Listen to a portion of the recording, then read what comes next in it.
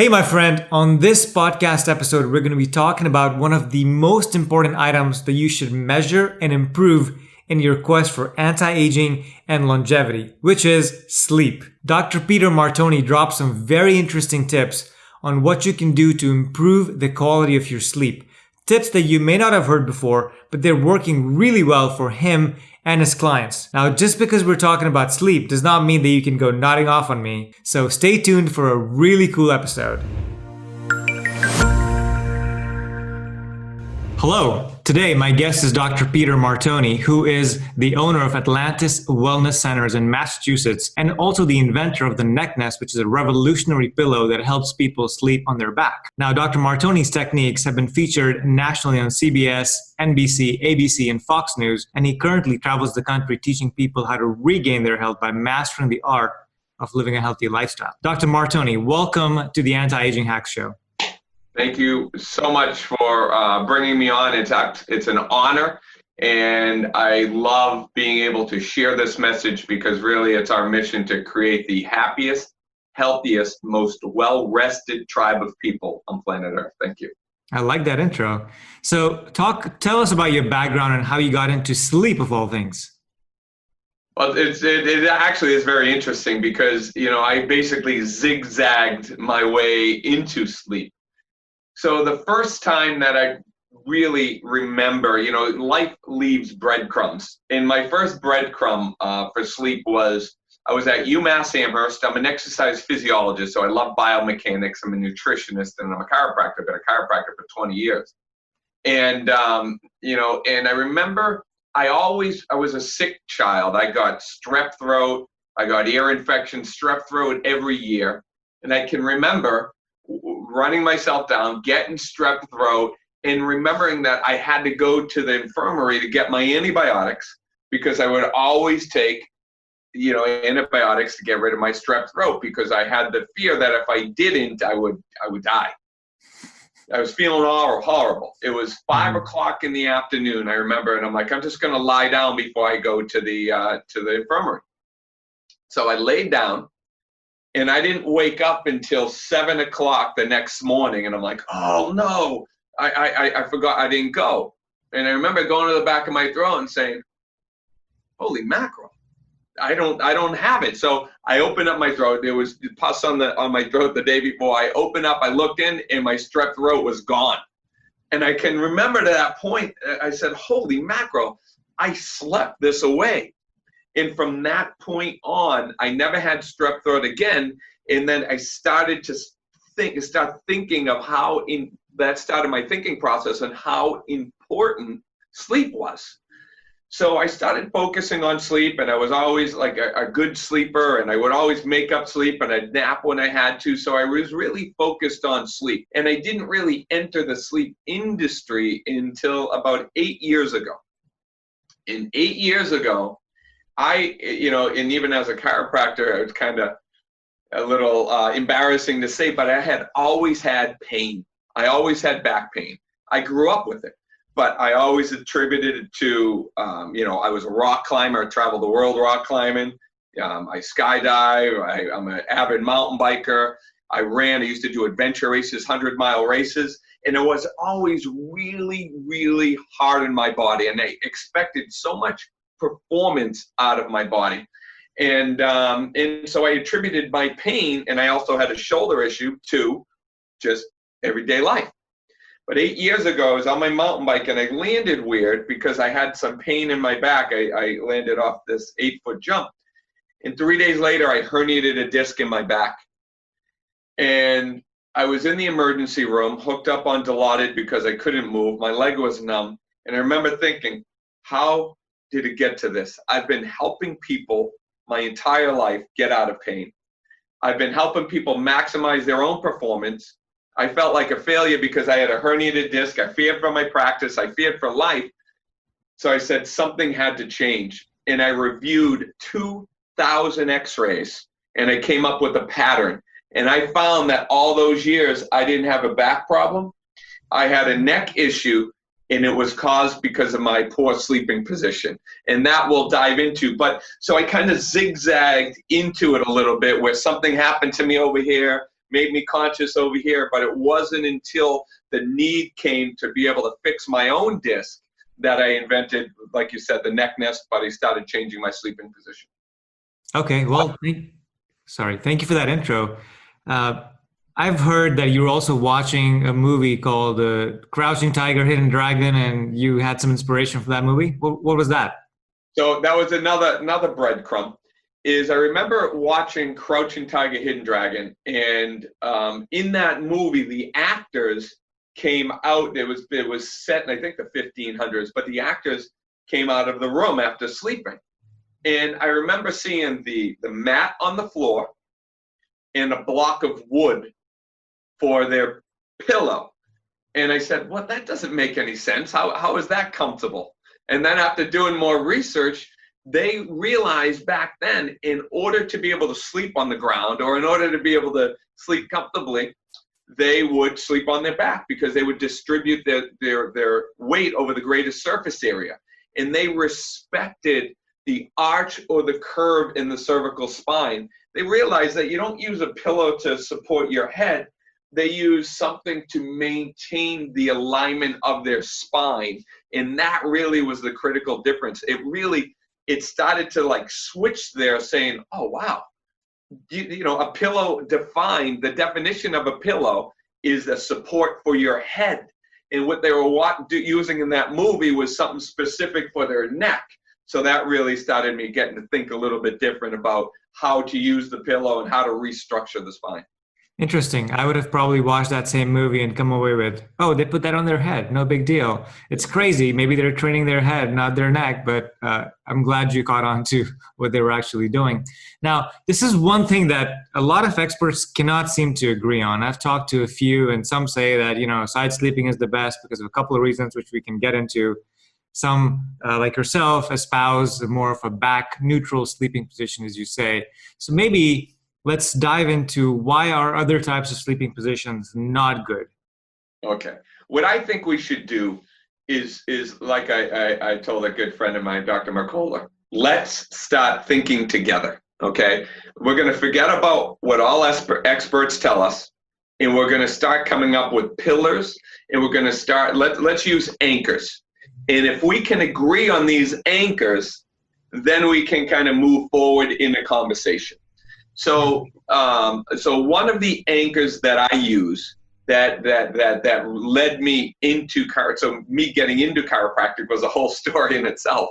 But what led me into the chiropractic profession was that your nervous system, right, with your central nervous system, which means your brain and your spinal cord, controls everything in the human body. Everything in the human body is controlled by that system. And what protects the central nervous system is your spine. So the alignment of your spine directly affects the function of your nervous system. So being able to maintain a healthy spine affects your nervous system, which ultimately affects your health.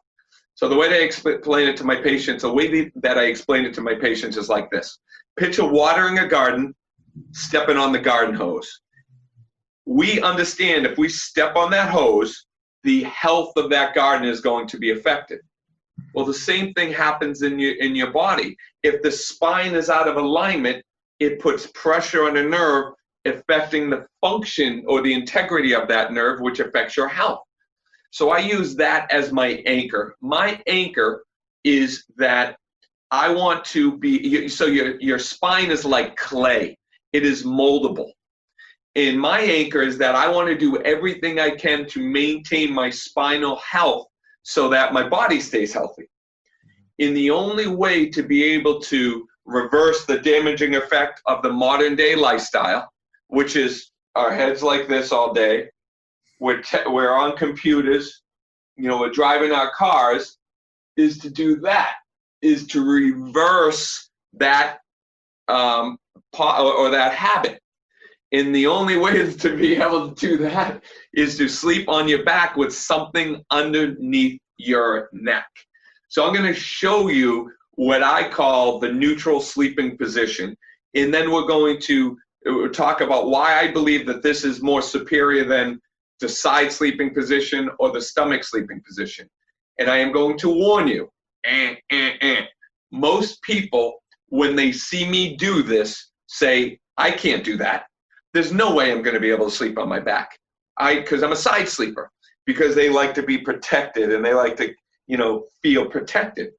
And I understand that this is not a position that you'll be able to do right away, but it is something that you just need to start like this to reverse that damaging effect of having that forward head posture.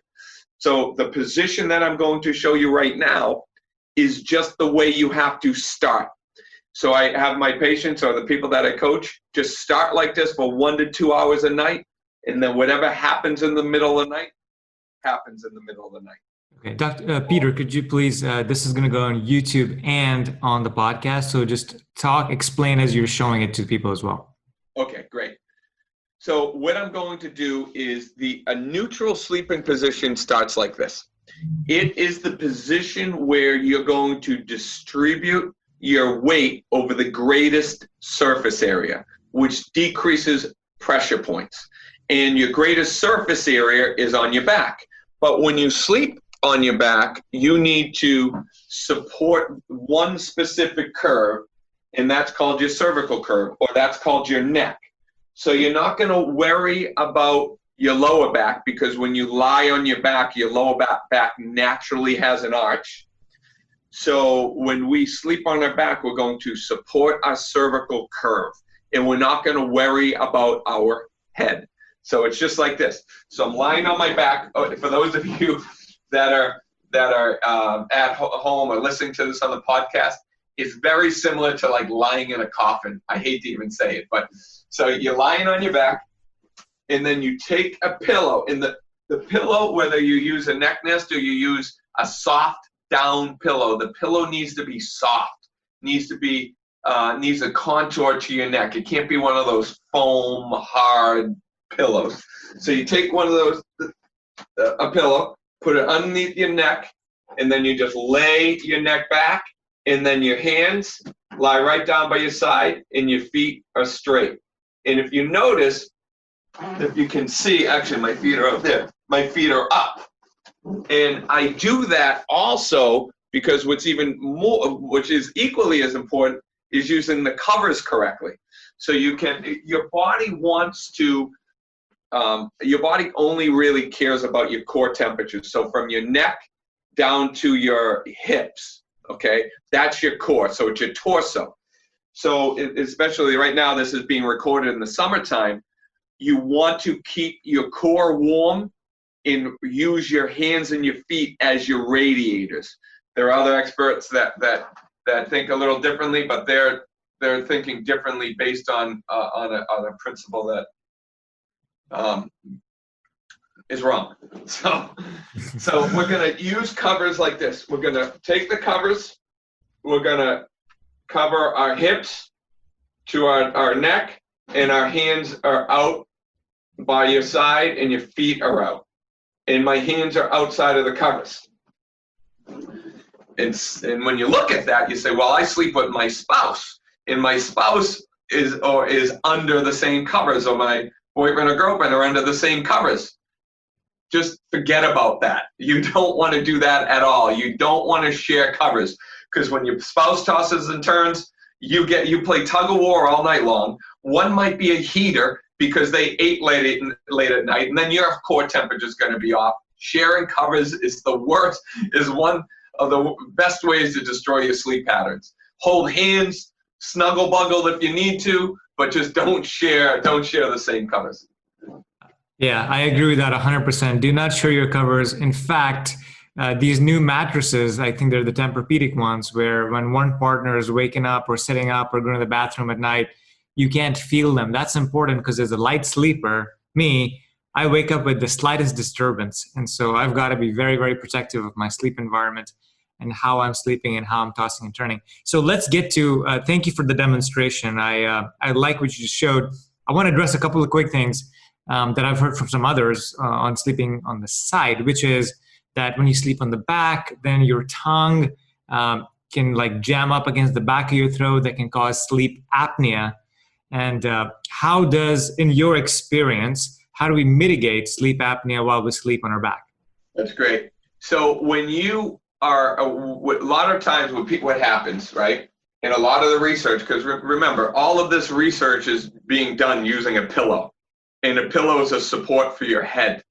And I'm going to show you what closes down the airway. And then I'm going to show you how to open the airway. It's very, very, very important to know that when people are making these statements, they're making it based on not adopting a neutral sleeping position. So let's say somebody lies on their back, like let's call this right here a normal pillow. I just put a pillow down. They'll lie on the pillow, and their shins are typically tucked because they're supporting their head, and their eyes are not looking straight up. So what ends up happening when I use the neck nest, or I support my neck, you can see my airway opens up because my chin's up and I'm looking straight up. So the difference is that closing down of that airway when you're sleeping and you're supporting your head. So if you support your neck, your mouth can still open, but you can use covers up to your chin, so your chin does not open up.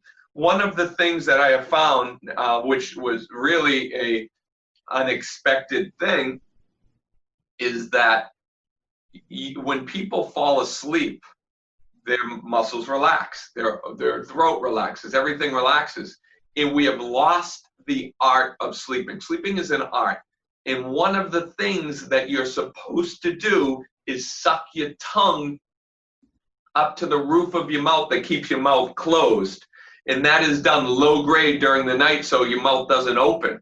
The people that have those mouths that drop forward or that drop down have never mastered that art because they don't have to, because they're sleeping on their side and it's keeping their mouth shut. So you have to start to practice keeping your tongue sucked to the top of your tongue sucked to the top of your mouth, the roof of your mouth. If while you're doing it that doesn't work, then you use covers to keep your mouth shut. You can use a piece of light tape to keep your mouth shut. They make these devices that keep your mouth shut, but you want to keep your mouth shut so you become that nose breather. Gotcha. Okay. Yeah, I've definitely used tape on my mouth for a couple of weeks to practice and become better nose breather for sure. The other question I get, Peter, is with, people talk about lymphatic drainage and how, you want to take out the cellular waste from your brain, and how a side sleeping position is somehow best suited to reduce and take that out most efficiently. Your perspective on that? My perspective on that is this. So lymphatic drainage happens the most effective when you're up walking around, right? When you're in a movement position. Now, it all depends on which your anchor is. And lymphatic drainage also is worse when you lose the curves of your spine.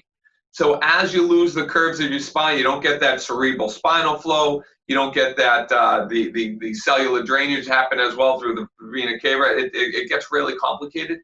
But to me, I understand that when you don't have a proper structural spinal alignment, your lymphatic drainage is horrible all day long. So if we take one aspect, this is one of the issues that I have with medicine sometimes, is they'll say, oh yeah, there's a problem with cholesterol. Oh, let's just take something and let's just treat that cholesterol without looking at the whole 360-degree view, right? So I like to use treatments that are more holistic in nature. So when you're looking at the side sleeping position, although there is research that says it's marginally better lymphatic drainage, if you're destroying the cervical spine due to your sleeping position, then there's so much more damage that's done there, and the lymphatic drainage doesn't matter nearly as much because of the devastating effects of that cerebral spinal flow that's being damaged from side sleeping. You see, I see children now whose spines, they're 13, 14, 15 years old, and their spines look like they're 70. And that's all due to all the texting and forward head position, modern day lifestyle stuff. So sleeping position is more critical now more than ever. I got you. Okay. That makes sense. And, sometimes I think about, I have my own story of side sleeping. I grew up teens, 20s, even early 30s as a side sleeper.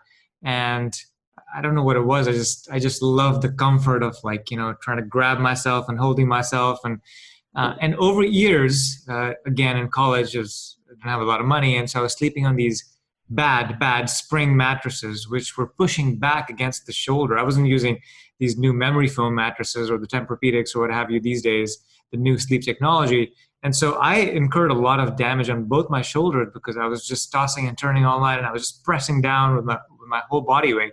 So it didn't do me any favors. And I appreciate now why I should not sleep on my side and try to get a more neutral position, such as the back position. But I wonder sometimes, why are we all trained to sleep in a fetal position, curved up, like legs curled in? Is it because we were afraid of monsters as a child, or some little trauma happened that's not even a trauma, but we imagined it to be a trauma, and now we're just afraid of something coming at us instead of exposing ourselves to the world in a back sleeping position? Exactly what it is. If an ostrich is in fear, it sticks its head in the sand, right? To be able to, artificially think that it's protected. When you are sleeping open up and exposed to the world, you are exposed. You feel more protected when you're in a ball. It's a fetal position. It's a more protected, inherently subconscious womb-based position. So when we sleep on our side, or more importantly, when you use pressure is protection. That's why we used to like being swaddled as a child, because you wrapped up tight. So when you sleep on your back, one of the techniques that I teach is using pressure. So I use a pillow, and I sleep like this all the time. I use an extra pillow, or there's another thing that called a sleep crown. Somebody has made a specific crown that goes over their heads, and it puts pressure on your eyes, and you feel protected. You can also use these weighted blankets. You can use a pillow over your chest, so you can even hug it, right? And then your arms will fall back down. But you can mimic the same thing of sense of protection by setting up your room the right way, locking your door, setting an alarm up. You're using pressure on your chest, but there are other ways to mimic that protection, but that's exactly what it is. It's being protected sleeping on your side. I always liked to sleep on my side as a child because there was a crucifix on my wall that I always liked to sleep in be towards, not knowing that when you fall asleep on your side, what I tell people is, I say, so what position? I ask people, what position do you sleep in?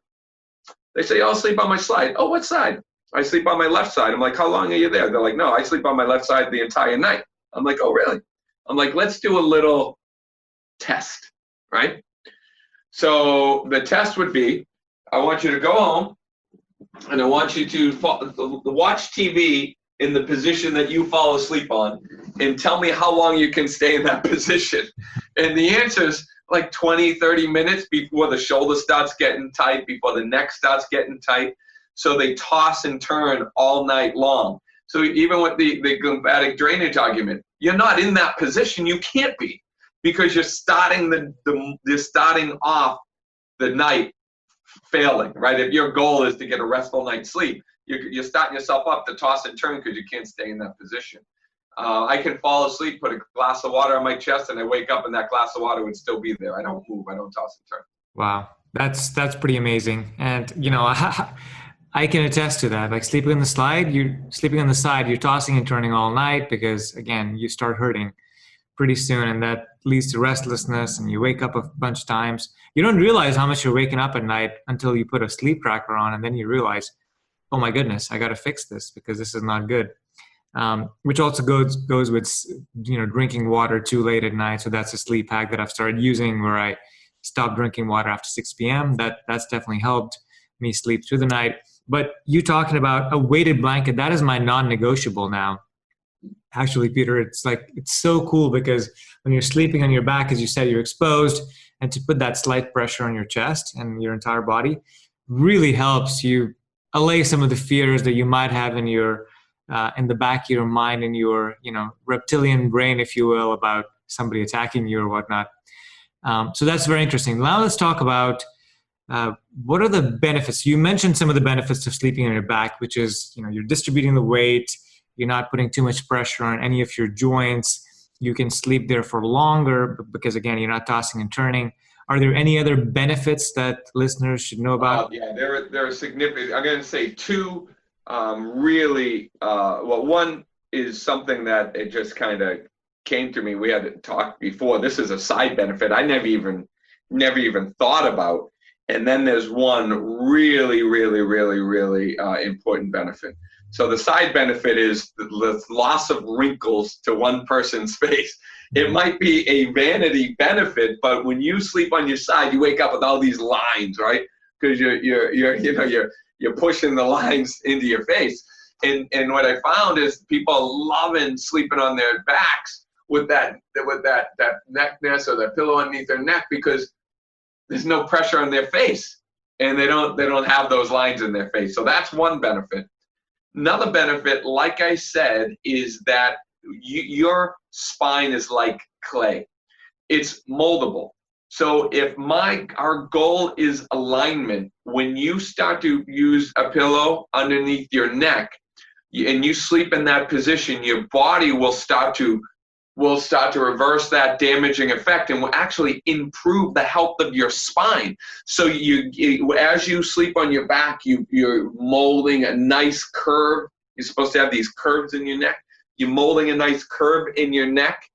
And like I started the conversation out at the very beginning, as you lose the cervical curve like I did from sleeping on my side or having the pillow in the wrong place, it causes a reactive spasm of a muscle in your stomach called your psoas major. So your psoas can twist your hips. So when you lose the cervical spine, the body reacts by twisting the hips.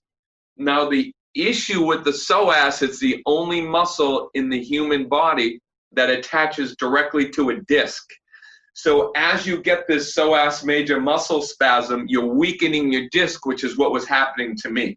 So I was losing the cervical curve in my neck, and then I had a weak back for years and years and years and years, not knowing what the cause of it was. I've never had back pain since changing my sleeping position. Actually, I was a back sleeper, changing my pillow position to putting the pillow underneath my neck like that crouching tiger, hidden dragon, restructuring and shaping my cervical spine, and now my tension came out of my psoas major and I don't have back problems anymore. Yeah, that's very interesting you say that. By the way, do you know of the Egoscue method? No. The company? Okay, it's a company that helps people, again, get better structurally. They have all these exercises they do, and their VP of development is a friend of mine, Brian Bradley, who I interviewed. And is that the psoas trigger point? Yeah. So they talk about psoas. They talk about all these exercises to exactly what you're saying, is to get your head back into a neutral position, because we're all leaning forward all day on the computer, on texting. So you guys would love each other and probably nerd out all day. Connect us. I would love that. Thank you. Yeah. So let's talk about, there's a lot of benefits. The benefit, I love all these benefits, especially as you mentioned, we were talking about before the show, is the lack of wrinkles, because people listening to the show, they want to live a long life, but they also don't want to look like an alien when they're 80. So the one way to not look like an alien is to prevent the wrinkles in your face now. And that's how you do it, by sleeping on your back. Now, to people that sleep on their sides or on their belly, Peter, it's incredibly hard for them to shift and become a back sleeper. So what tips do you have that people can use to start to become comfortable sleeping on their back, even starting off and then progressing to full nights of sleep on their back? Okay. So you got to chunk this out, and don't get frustrated, because the biggest thing is people believe that they fail, and they'll give themselves a week and they say they can't do it. They'll give themselves 2 weeks, a month. I can't do it. You can do it. It just takes time to be able to do it. So first steps, if you're a side sleeper or you're a stomach sleeper, you can get yourself tired by like starting to fall asleep on your side. then right when you're ready to fall asleep, turn to your back and then put that pillow underneath your neck. That's the first thing. And then don't worry about what happens in the middle of the night. Just do that as a lifestyle habit. Or if you're one of those like me, you're like, you know what, I don't care. I'm going to force myself to sleep on my back. What can I do? Like we were talking about, pressure on your chest, pillow over your head. They also make these things that are called sleep wedges. I particularly sleep at a 5-degree sleeping angle, right? So I sleep slightly up. I have one of those adjustable beds. If you don't have an adjustable bed, you can use something like a sleep wedge, right? They make these little sleep wedges online, so you can sleep slightly sitting up. That will also help somebody be able to start sleeping on their back. You know, so there are different things that you can do. You can put a pillow underneath your knee to be able to take pressure off of your lower back, because remember what I said, your sleeping position is a mold for your spine. And you're going to have, you understand, once you start sleeping on your back, things are going to stretch differently. Things are going to pull differently. That's the body unwinding. And you just have to be able to accept that. Don't get frustrated with it. And understand that you're not going to be able to get it right, you know, for a long period of time. But just start with that pillow underneath your neck in a neutral sleeping position. Whatever happens in the middle of the night happens. Okay. I can actually attest to that. You sent me a neck nest last year. I believe it was last summer or fall. I forget the exact time. And I started using it. And for the first 3 or 4 days, I was like, this is the weirdest thing I've ever put under my neck. How do I do this? And I watched a couple of your videos and I said, oh, that's how he's doing it. Because you bunch the portion that's kind of jutting out a little bit right under your neck, and so your head's dangling in the air kind of, but it's balanced. It's countering the effects of us leaning forward all day, as you mentioned. And within a few days I got used to it, and that was the pivoting point for me in being able to start sleeping on my back, believe it or not. And I haven't told you this, Peter, but I'm a big believer in the pillow technology that you've come up with, because since then I've started to sleep. I always now fall asleep on my back. And there's some times when I wake up and there is extra pressure, right? It's like the spring that has been wound so tightly that when I wake up to go to the bathroom or something, I'll come back and I have to sleep on the side for a little bit. But I almost always start sleeping with my back now, and I'm getting better sleep than ever before. So kudos to the neck nest. Thank you for doing that. Thank you. I really appreciate it. And it's just, you know, we're trying, I believe, you know, especially in these unsettling times when the time of this podcast, you know, when it comes out, you know, it is in this, and especially in the United States or anywhere, it is so much more cost effective to not get sick, because it's going to be too expensive moving forward to get sick. And the more that we can focus on keeping ourselves healthy. I met a cardiologist told me this one time. He said, most people are going to have some health-defining moment, whether it's getting coronavirus, whether it's breaking a leg, whether it's having a heart attack. What depends on your quality of life after that depends on your health going into it. So we need to be more focused on the things that we can control, you know, what goes into our body, the stresses that we allow to kind of get deep into our systems. But nothing is more important than getting a good night's sleep. That has to be our anchor. You have water, air, and sleep. You know, those are really some of the vital things that you have to really start focusing on. Then your nutrition, then exercise. But you need to be able to get a good focus on that sleep, and don't give up, because it will be a game changer for you. I agree. Even in all the anti-aging coaching that I do, sleep is the base of the pyramid. If you don't fix your sleep, all of these biohacks that you're trying to do are not going to be half as effective. So I completely agreed. Now you said 4 things, Peter, to not only sleep on your back, but stay sleeping on your back for the entirety of the night. 1, some weight on your chest or your entire body, like a weighted blanket. Number 2 is a sleep wedge, some pressure on your head, and then the neck nest, right? On the sleep wedge, I do have a memory foam mattress, and what I struggle with sometimes is that the memory foam sucks up your heat for the first half of the night, and then it like pushes out that heat on the second half of the night, so you end up feeling hot. So that's why I've started using a chili pad to kind of negate more so the heat coming out of the memory foam mattress. Is the what did you talk about? The sleep wedge, is that also memory foam? So is that going to get hot at about 3 or 4 a.m. in the morning? Okay, yeah. So this one specifically is, but some aren't. You know, the game changer for you would be, and the game changer for me was adjustable base. So you're already far ahead. You don't have to get a new mattress. All you would need to do is get an adjustable base. And the adjustable bases are in any range, depending on the size of your bed, depending if you go up individually from if you have a sleeping partner, but range from $700 to $2,000. Mm-hmm. So you could get away spending like $1,100 on an adjustable base, and you're just going to sleep slightly sitting up because memory foam will absorb your heat. Now the issue, I don't have an issue with memory foam absorbing your heat. If you're getting too hot, it means that either your room is not cool enough and you don't have enough skin exposed. So the only thing that needs to stay warm, and you have to understand, your body needs to it needs to drop 2 degrees to get into deep sleep, but relatively it needs to stay at 96 degrees. So 96 degrees, that's nobody's room. I mean, if you're sleeping, like I set my temperature in my room about 69. I mean, that's, that's over 20 degrees or almost 30 degrees less than what I need to sleep at. So the memory foam, yes, it's warm, but it's only warm because you're using your covers the wrong way. Your body only cares, like I said, to keep this and this warm. If you have your arms, you're wearing a tank top to bed, or you're having your legs exposed and you just wear like light shorts, your body should be able to temperature regulate out your arms and your legs independent of that. Now, if you don't have air conditioning and it's really warm and using a fan, then that is when those environments and those sleeping platforms become an issue. I got you. It's very interesting for me, like putting my hands out and my legs out from under the covers.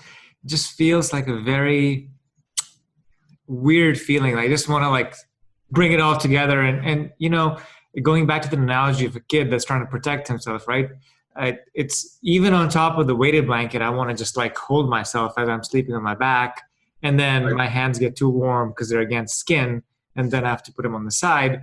But I still, I've struggled with putting my hands and feet outside the covers, and maybe that's something I should try. Again, I don't use the chili pad to go down to 62 degrees or crazy like some of these other people are doing, but I keep it at over the 70s, which means I'm basically using it to negate the memory foam throwing back heat at me, and the room temperature is right around 67 or 68 as well. So great, and I actually warm my. You only need your core temperature to drop for a certain period of time. Then I heat up to like 90 sometimes in the morning.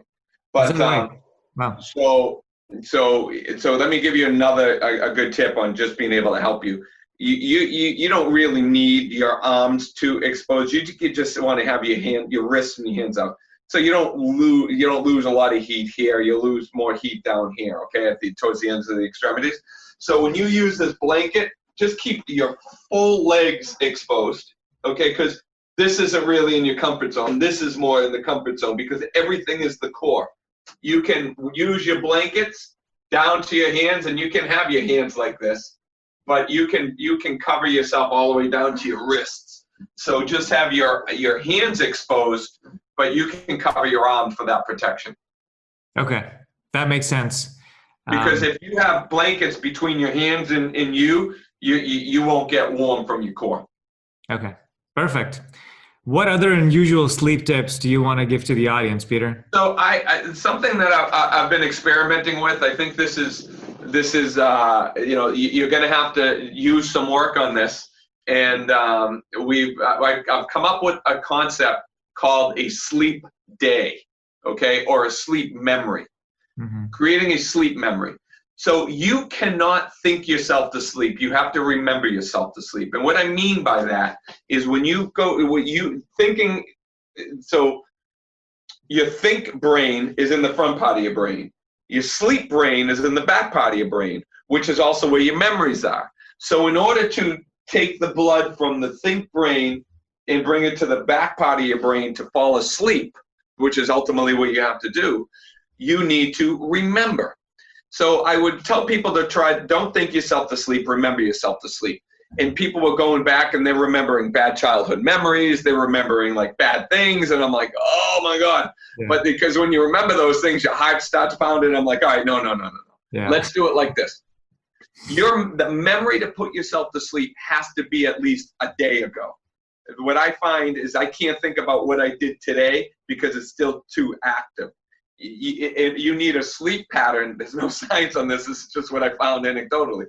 But you need a memory that happened yesterday or the day before to be logged after a night of sleeping, okay? Because that's one of the theories of sleeping. We log our memories. So you do something like I was playing in a cornhole tournament, right? I remembered every throw, every bounce on the board, when it went in, how I felt, and you remember like then what they threw and then what the other person throws. So you create a memory, a walk in the woods, a walk. So you go out there and say, I'm going to go walk the Walden Pond, or I'm going to go walk around the lake. I'm going to look at the trees. I'm going to look at the flowers. I'm going to smell the flowers with the intention of using that memory later on to put yourself to sleep. So when you think about that memory over and over and over and over and over again, and you put you to sleep once, it'll put yourself to sleep quicker the second time. You think about it a third time, quicker the third time, quicker a fourth time. And you just keep remembering the same memory over, you'll go to sleep like that. Interesting. So it's got to be in the recent past, as you said, a couple of days, maybe a little bit more. It can be, I put myself the earlier on the memory, the better it is. Like the longer ago it is, the deeper you'll get into your thought conscious. But there was a lot of crap in there too, right? Yes. So you have to be really careful. I used to skip, when I was a kid, I used to skip down the sidewalk, and I never used to step on the cracks. And I remember sometimes my path to school, so I'll remember myself walking to school. So simple stuff like that is some of the things that I think about. Okay, so don't think about the bad or the embarrassing memories. That's going to raise cortisol and keep you up for a longer time. But think about just non-descriptive events, which really not too positive, not too negative, so don't excite yourself. What's your position on meditation, Peter, for sleep? I love meditation. The way that I use meditation is like this. I have people that meditate, that's great. If you've never meditated, getting into it's great because it's a way that we can calm our brains, because at night is a very addictive time to think, because once you slow your mind down, you're in this subconscious state of consciousness and subconsciousness, and you can think and see things. That's why meditation is so powerful. But I have people do this. I have people take a scent, whatever it may be. I happen to use lavender. I'll take lavender and I'll put it under my nose and I'll meditate. And I will connect my body with relaxation to that scent. I like to use the same thing over and over again.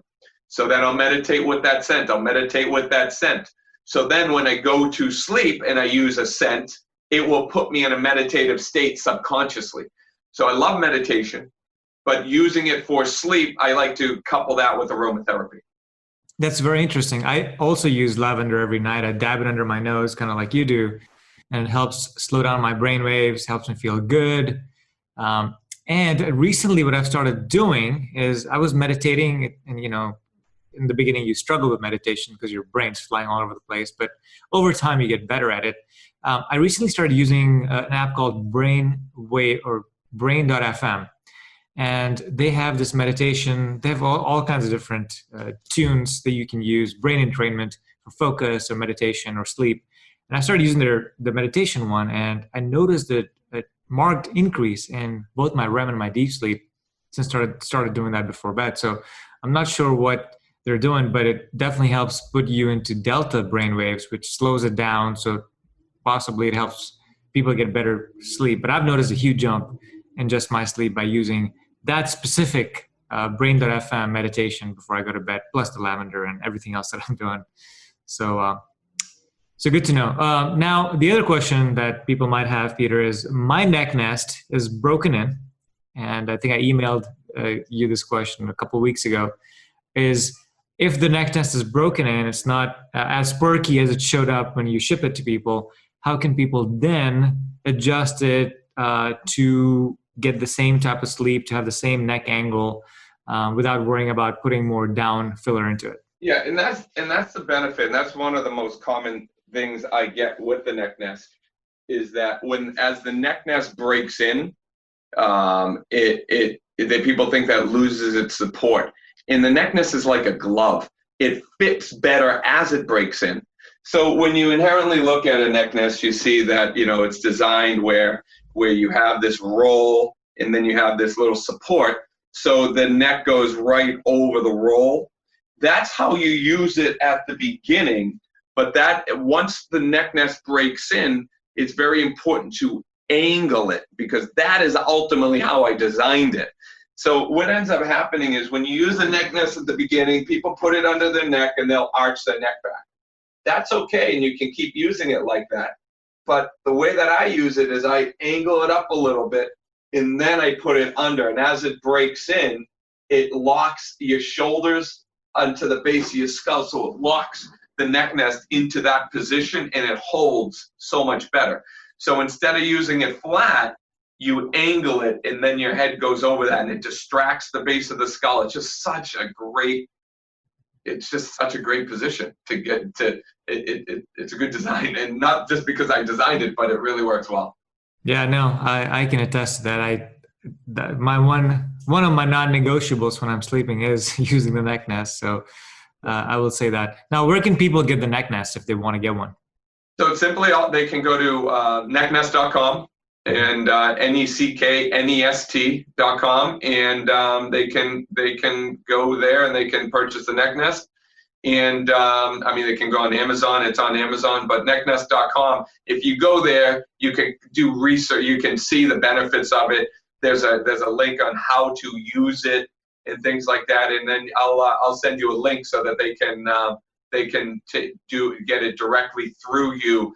And what we'll do is that they buy a neck nest because you can't really put a cover on it. Mm-hmm. So there are custom covers. So in a sense, if you buy a neck nest and you get a cover, I'll give you a 10% discount, which actually gives you the cover for free. But just make sure I send you that link so the people listening can get that benefit. Awesome. Thank you for doing that. And what I'll do is I'll add that into the show notes of this episode, which are going to be at antiaginghacks.net/neck nest. So you can learn all about that. I'll even put a video of me using it and my experiences on that page just to kind of give people a different perspective on how beneficial it's been for me. Okay, Peter, where can people find you online other than necknest.com? So we're on Facebook. You can look at Atlantis Wellness, which is my office site, or Neck Nest, or me. I'm Dr. Martone, and just kind of reach out. We're on also Instagram, and we're working on Instagram. I'm not big on Instagram yet, but we're doing that. But if they go on Facebook, they can find me and they can kind of stay connected. And when we also have a 30-day sleep program, which all of the stuff that we went over today we call it the 30-day sleep quest. So if you purchase a neck nest, you'll get information on that, and it really helps you dive in more deep. Helps you dive in deeper on each one of these subjects. And then I'm on a weekly call with the entire group answering questions. So it's a way that it's a really it's an easy way to be able to get your sleep education and move. If you like this information, you want to move forward with it, that's another way to be able to do it. Absolutely. I think anything people can do these days to improve the quality of their sleep, as well as have somebody answer their questions who's an expert who's been doing this for a while, I think is highly beneficial. So yeah, absolutely. I'd recommend that. Peter, thank you so much for coming on the show. I really appreciate it. No problem. Thank you so much for having me. And like I said, it's really an honor, my honor, to be able to be asked to be on a show like this and be able to present to your tribe. Thank you.